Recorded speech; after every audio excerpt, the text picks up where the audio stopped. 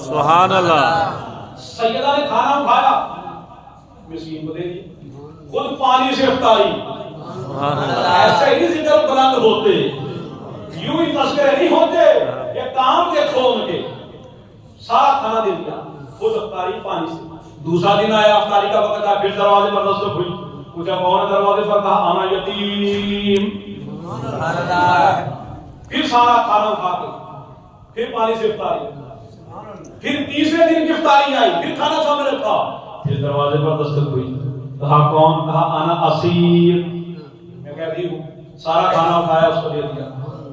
اب 3 دن یتیم، مسکین، اسیر یہ آتا رہا. سجدہ کھانا کھا کے دیکھتی رہی. اب اللہ کا قرآن سنیے، اللہ کا قرآن کیا کہتا ہے؟ وَيُطْعِمُونَ الطَّعَامَ عَلَىٰ حُبِّهِ مِسْكِينًا وَيَتِيمًا وَأَسِيرًا.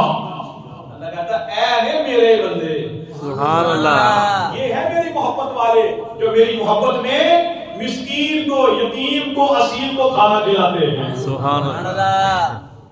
تو ہمیں دسا یہ مسکین، یتیم، اسیر ہے کون سی؟ آہا کیا بات. نہیں ٹھنڈے ہو گئے. اب مزہ آئے گا. کون تھا یہ؟ تفسیر پڑھ کے دیکھو. یہ حضرت جبریل تھا. سبحان اللہ. یہ حضرت جبریل تھا. تو دیکھو سورۃ مریم کے اندر بھی جبریل آیا، سورۃ دہر 29 پارے کے اندر بھی جبریل آیا، مریم کے پاس بھی گیا، سیدہ کے پاس بھی آیا. لیکن فرق کیا ہے؟ جہاں جبریل کچھ دینے جائے اسے مریم کہتے ہیں، جس دہلیز سے کچھ لینے آئے اسے سیدہ کہتے ہیں. سبحان اللہ، سبحان اللہ. یا رسول اللہ، یا علی، یا غوث اعظم. یہ ہے سیدہ پاک کا مقام. جس در پہ جبریل کچھ دینے جائے اسے مریم کہتے ہیں، اور جس گھر سے کچھ جبریل دینے آئے اسے سیدہ فاطمہ کہتے ہیں. سبحان اللہ.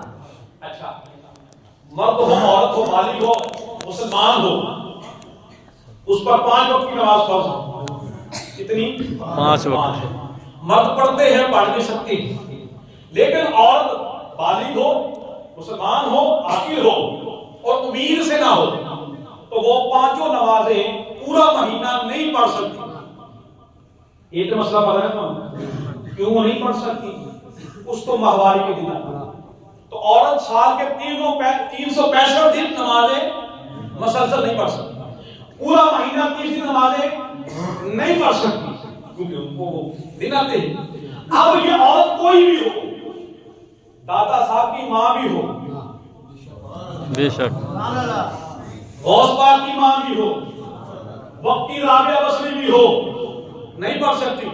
کوئی عورت نہیں پڑھ سکتی.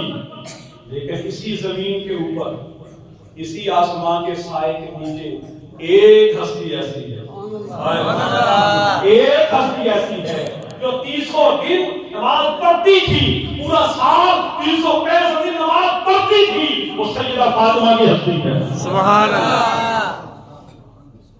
اب آپ سوچیں گے یہ کیسے؟ میں ان اختلافی روایت کی طرف نہیں جاتا کہ بعض روایتوں میں اختلافی روایتیں ہیں کہ ایک رطوبت خارج ہوتی تھی وہ خوش ہو جاتی تھی. میں بات اس امور کی کر رہا ہوں جو مانے صلات نہیں تھی، یعنی جو فاطمہ کو نماز سے نہیں روکتا تھا.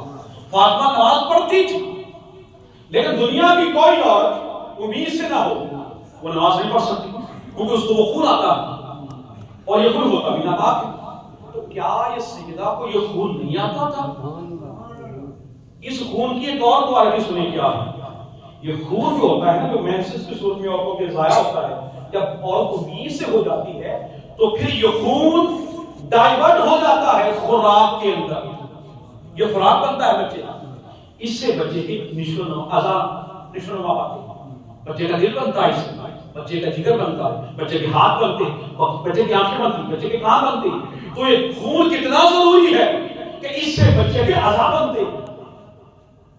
لیکن اگر اس سے بچے کے اعضاء بنتے تو سیدہ کو تو خون نہیں ہوا تھا، تو حسن بھی تو پیدا ہوئے، سبحان اللہ، سبحان اللہ. حسین بھی تو پیدا ہوئے. لیکن میڈیکل کہتی ہے یہ خون ضروری ہے، یہ خوراک میں ڈائیورٹ ہوتا ہے، بچے کی نشو و نما نہیں ہوتی، بچے کی ادا نہیں ہوتے، پھر حسن بھی تو پیدا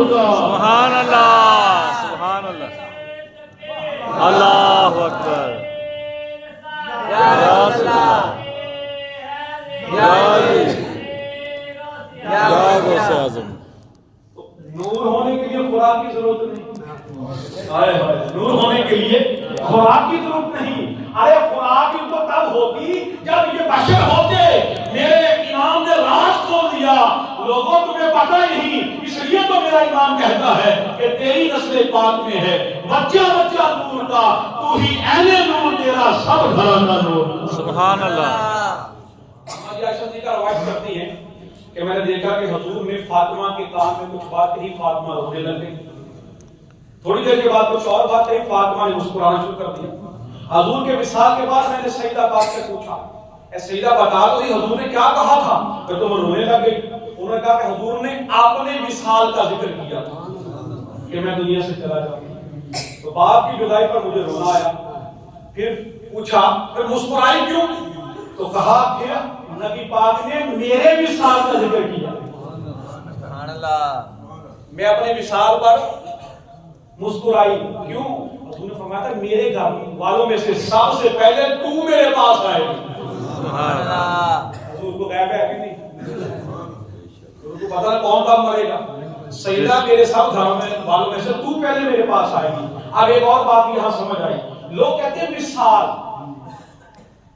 تمہارے کسی بزرگ کا وصال ہو یہ تو ان کے مرنے کا دن ہے تم خوشی کرتے ہو تم محفل کرتے ہو میں کہتا ہوں سیدہ پاک سے نہ پوچھ لیں وصال کیا ہوتا ہے سبحان اللہ سبحان اللہ سیدہ پاک نے کیا فرمایا کہ مسکرائی کیوں حضور نے میرے وصال کا ذکر کیا کہ فاطمہ کو تیرا وصال ہوگا